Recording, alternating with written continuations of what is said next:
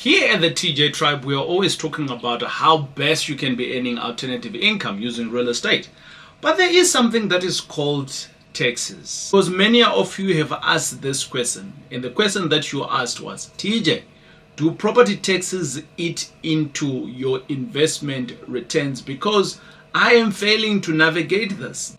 This is somebody here at the TJ Tribe who is doing property investments, and they are trying to figure it out. Here on the TJ Tribe, our goal is to make sure that you, my good friends, we can be able to discuss these pertinent questions or these pertinent issues as and when they come by, because we are modern parents trying to create alternative income using real estate. So if there is these issues that come by and we are just sitting there and hoping for the best and trying to navigate it by ourselves, most of the time, or 9 out of the 10, we are failing. If we are meeting for the first time, my name is TJ, your host, and I'm a former banker and founder here at the TJ Tribe. And I do business with a focus in student accommodation, flips, which is buy and sell, and coaching, with the hope that all of us, as young, upcoming modern parents, we can be able to have passive income from real estate. Welcome to the channel.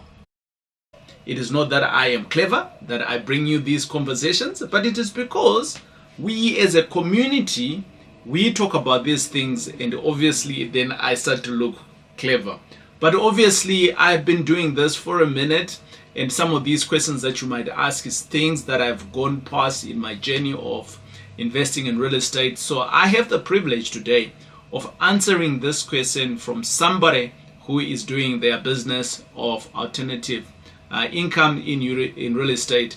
And basically they ask the question, does property taxes eat into your investment returns? The short answer to it is that it's an open secret. It's true. Right? It's true. But can you navigate it? Yes, you can. There is so many ways that we can be able to do this. From understanding how the property taxes are calculated, to strategies for minimizing the effect, because there is options, and we're going to talk about it now. We cover it all here at the TJ Tribe. So today, my good friends, buckle up, have your pen and paper. It is a day that we study how best this is done. So let me just start off by saying that of late there's more and more people that are buying real estate specifically for investment purposes. It is no longer left to this to a number of people in the country, the 1%ers. There's lots of people that are coming in to buy real estate. People like you and me, we are all now thriving to go and do it. Also, because of our sophisticated history in South Africa, we're not only just seeing real estate being bought, with the Indians within this area or the white people within this area. With freedom that came through, there is more and more people that are buying properties anyway in the country. Obviously, you might have some challenges here and there. One of the challenges that I had in one of the small towns that I buy real estate is that because I'm black, you can see that I'm black. I find that more and more agents within those areas, they're not friendly. They're not friendly to people like me. And also, it's just about the person, not to say that it is about those particular race of people. It's about the people that I engage in. And some of them I can see 100% that these guys, they can't just speak English. So they stick to their language, and for that reason it becomes difficult in us to crack a deal, because we can't understand each other, right? You get what I mean? But over and above that, that's not the conversation today. I'm just talking about some of the other challenges that you have. Now, coming back to rates and taxes, it is a fact, my good friends, that all of us, when we are buying a property, there's a number of taxes that we all pay. The first tax that we incur is obviously when you're buying a property. When you're buying a property, there is all of that documentations that you do with your attorney, and basically part of that is transfers and so on. When you're buying, obviously there is a tax component there that you are going to pay for. Some people don't even see it because you don't read, right? So read for what you are paying for, right? You get a documentation and an invoice from your transferring attorney and conveyancer, and that individual, then my friend, you can see on the documentation. But there is a special text that I want us to speak to today that can either go up and down as and when you are owning your property. So all of us now, we own properties, and if you are not owning a property, why are you not owning a property? And you've been here, how long have you been here? Maybe the first thing that you just need to do is hit the subscribe button. You'll be motivated sooner or later, and you'll be able to buy your own property. Here we are always talking about deals, and how to do them, and how to safely do them, and how to create alternative income. If you are to look at your, there's a bill that is called the Rates and Taxes Bill. So all of us, we get a bill from our local municipality. At a national level, there is a national level that collects taxes, and that's SARS for us. And at the local level, there is what is called rates and taxes. That's also a part of tax, right? The municipality obviously collects this, and we might be wanting to ask ourselves, why are they doing this? Well, there's a number of reasons why they would collect rates and taxes. Rates and taxes is geared up for the maintenance. We're just going to call it maintenance today. There is the maintenance or the upkeep of that particular municipality. This is all around water, making sure that all of our water is good, making sure that infrastructure is good in our neighborhood, and making sure that the upkeep, the roads are clean, the roads, everything, all of that. So anything that you don't have control of on your property, the municipality or the government, the local government is looking after that for you, and that's where your rates and taxes is going to go. Now, rates and taxes, we might want to avoid this. Yes, we might want to avoid this, and some of us, what we do is, and I'm using the word avoid for a specific reason. You are having a house in wherever you are, and you decide to put a spaza outside your property. You're avoiding a tax there, my good friends, and sooner or later you will get in trouble. So now that we've bought a property, right, we spoke about the taxes that you pay before you buy the property. Now we're talking about operational taxes. Every month, everybody pays taxes.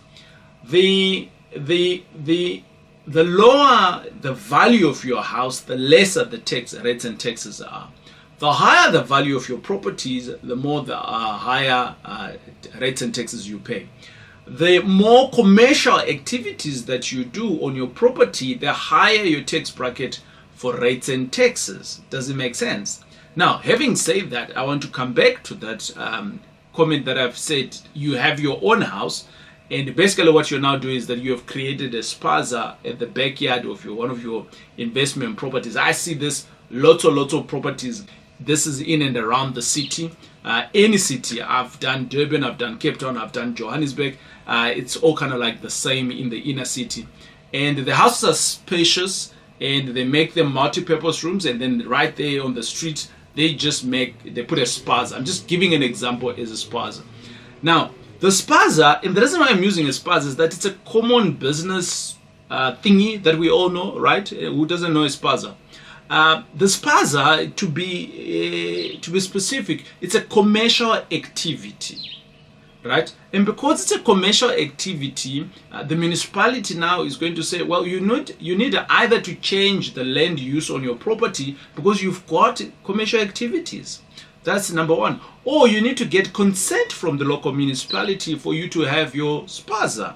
And some of you are like, really, TJ? Yes. These are what we call the bylaws of the country, and within the bylaws dictates what's going to happen now with the rates and taxes, right? And how are they going to police them, right? With all these things that I'm talking about. So having said that, if you do have your spaza on your property, what now? So number one, you need to approach your local municipality, and they need to give you the guidelines of that. When they give you the guidelines of that, and this is, my good friends, for all forms of businesses, what is likely going to happen is your rates and taxes is going to spike from 100 maybe to 150.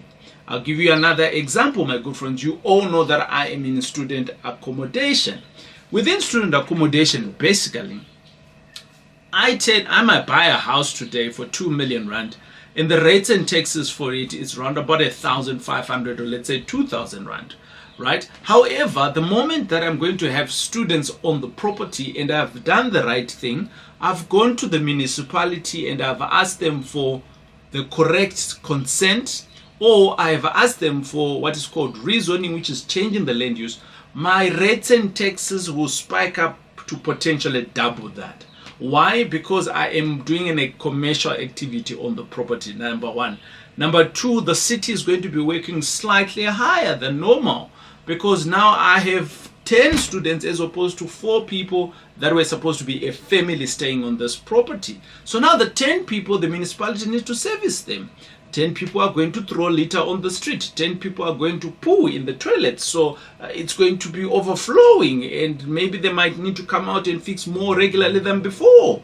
So all of these things, my good friends, that's where your rates and taxes is going.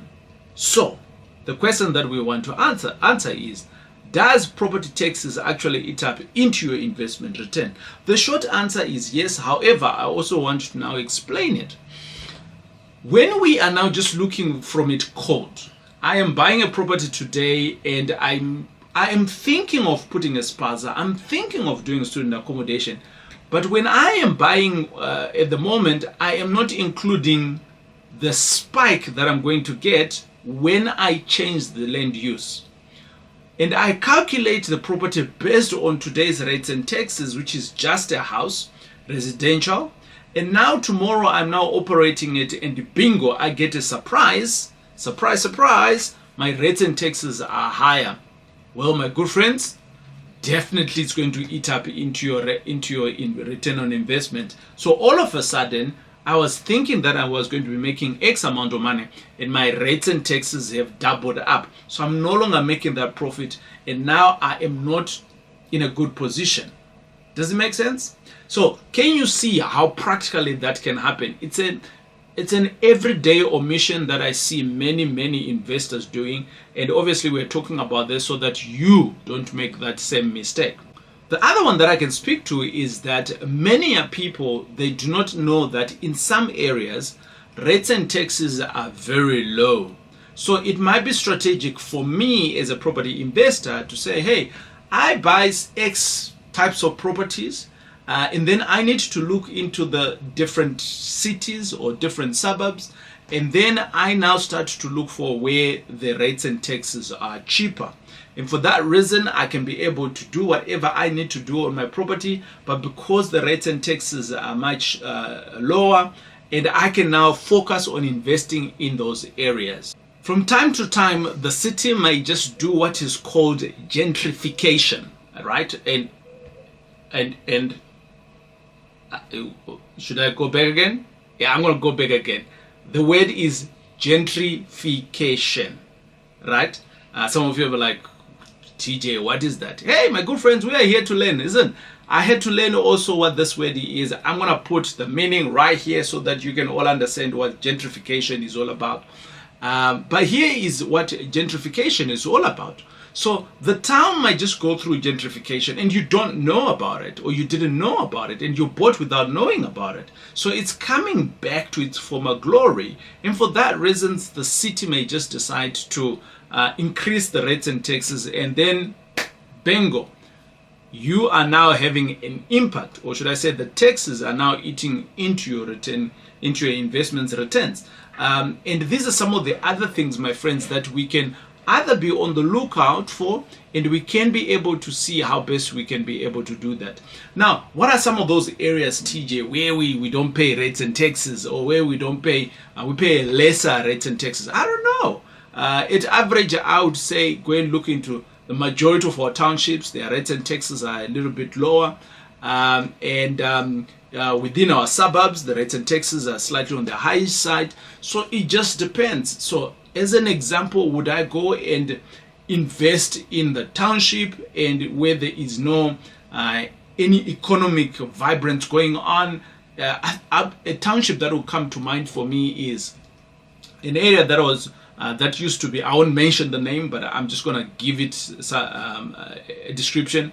An area that used to be a mining town, and the economic activities are dead, right? We do have plenty of those ones in South Africa. Would I go and invest there because the rates and taxes is next to zero?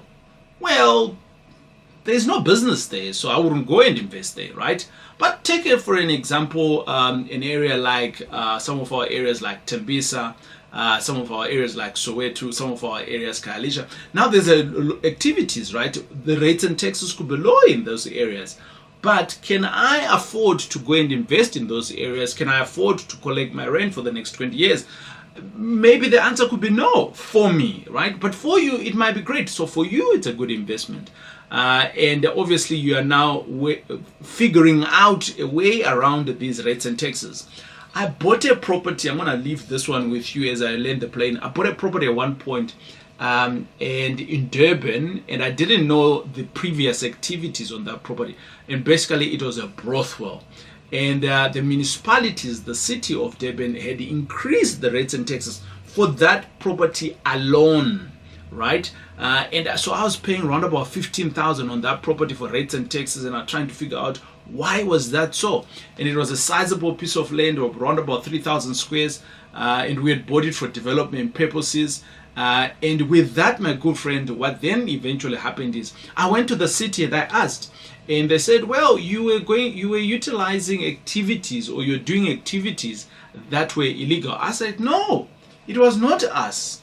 It was the previous people. So for that reason, my good friends, you can see there was a problem in terms of, obviously, the rates and taxes that were, this is not increase of the rates and taxes. It is penalties on the rates and taxes for the property. Does it make sense? Penalties of rates and taxes on the property itself. So there you are, my good friends, where I could have been making money, or where I could have been paying on this property 1,500, now I was paying. You can see this is definitely eating up into your returns. How can you avoid this? You can avoid this by obviously learning here at the TJ Tribe. We are always here. And before you go, I just want to say to you, hey, this is the month of March, and we're running a competition where you can win this book for yourself. And this book here, this was my first book that I wrote. I've got 2 other books that I've written over and about this, which is called From Bad Debt to Property Mogul in 2 years. And this is where I think all my early days of doing real estate, and I think if you had to read this book, you will be not motivated alone, but you will learn a few tricks of how to do real estate in South Africa. So how can you win this book? Well, in the comments, my good friends, all you need to do is to type the word March, M-A-C, really? You can see there my English airtime is running out, M-A-R-C-H is the word March, and you can then comment anything thereafter.